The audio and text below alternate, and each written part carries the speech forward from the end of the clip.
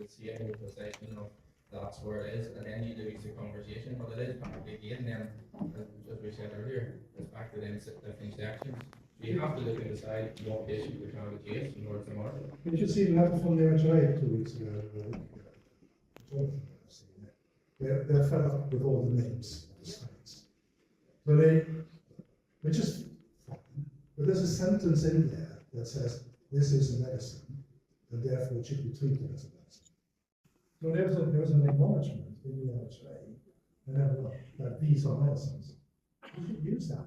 Yeah, but exactly, but there is that acknowledgement here, but that's what I'm saying, they're saying this is a medicine. But I don't think we recognise as the industry, sometimes for sure people don't recognise that it's a medicine, because that is what it is. And too many times then they are forced down the road. And we have, you know, with horrendous stories coming in where there's doctors going, just you write down on your pad what medication you want there and I'll just fill this out. That's not a medicine. That's not clinicians. That's not running a place properly. That's not, you know, the amount of red tape that we have in our facility because we're a full medical facility and what we have to adhere to. We've never behaved in that way, and that brings the industry back into disrepute. And I'm personally not a fan of these billboards or these things or anything like that there. You don't see come and get your ibuprofen and the jam guide standing up. Because you see it on TV. Yeah. It's right there. But not in the way they advertise it. It's not Snoop Dogg coming and standing going come and get your ibuprofen. So you have to look at the realism of how you actually advertise what you're doing. So in terms of the word it's raising, what do you think? What should be done? Well, no, I mean, I think, different companies are going to have different parts of the market to focus on. Some we may perceive as being too rec, some may be very, very medical, but I think ultimately, if people are focusing on growing the market and reaching new patients, and we've all got a slightly different focus and overlap in other areas, that is fine. I think that will help the market grow ultimately, and that's fine. If Robin wants to have a different focus.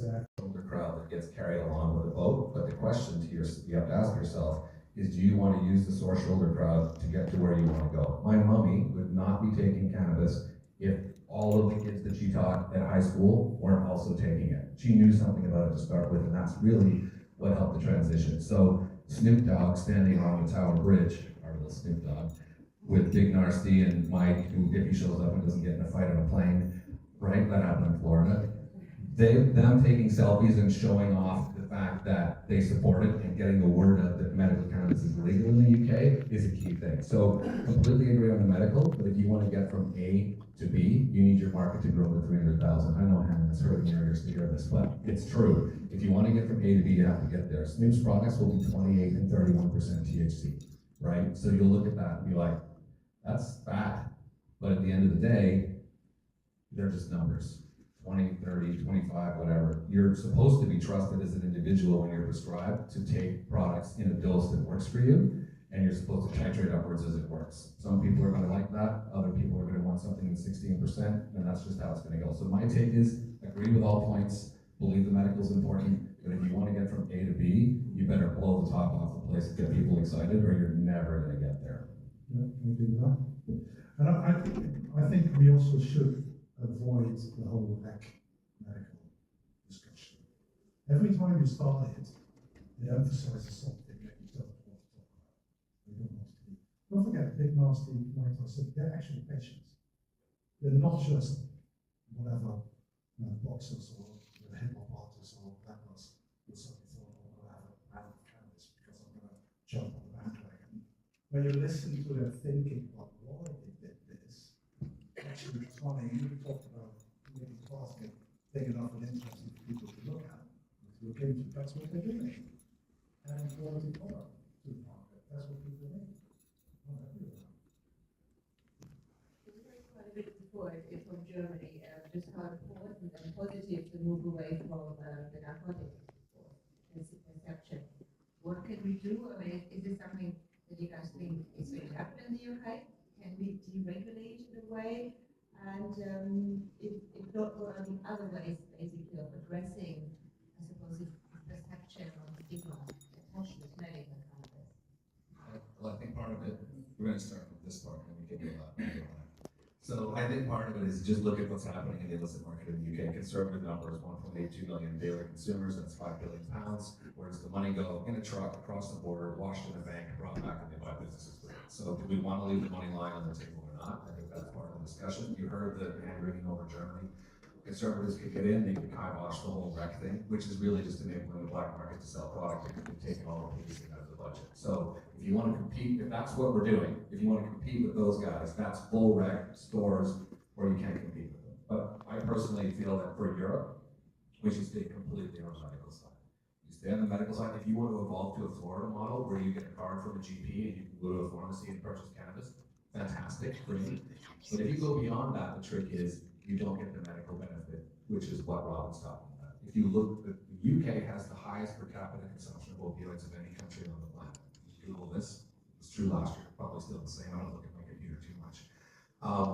And if you look at the other buckets, if you look at benzodiazepine use beyond 90 days, if you're a woman, 50% of the population over the age of 40 goes through perimenopause and menopause. This is a massive group of people. What are they prescribed when they go to their doctor? Benzodiazepines, antidepressants. If you say I don't want antidepressants, well then we'll give you opioids. It might help counteract the effect, or you get insurance. Those are your options. Mostly prescribed by male doctors. For women, what are some of the primary issues with perimenopause and menopause? Anxiety, lack of sleep. So how do you want to address those? Do you want to give them a pharmaceutical product? Plenty of people in the UK would love to take out a hit piece in a newspaper talking to a pharmaceutical company talking about how these types of products are bad for you. But at the end of the day, they can provide tremendous effect. But if you want to get from there, here to where we are now to that point, then you have to do some of the things that Pierre and I were talking about. Yeah, but I think again, it's, you know, from my perspective, it's about the understanding what we want to concentrate on and maybe the number, because we, again, I'm sorry, but I think there's always two different conversations.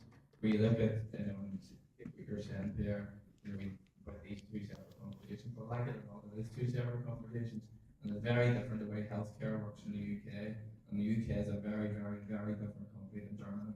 And I think we fool ourselves all the time with thinking that this is what's going to happen, and we're going to go recreational, we're going to delegalize, and and everybody gets excited. You talk about investor decks, that's what investor decks are about. This is going to happen, come and give us some money, and we're going to make all this money and all this nonsense.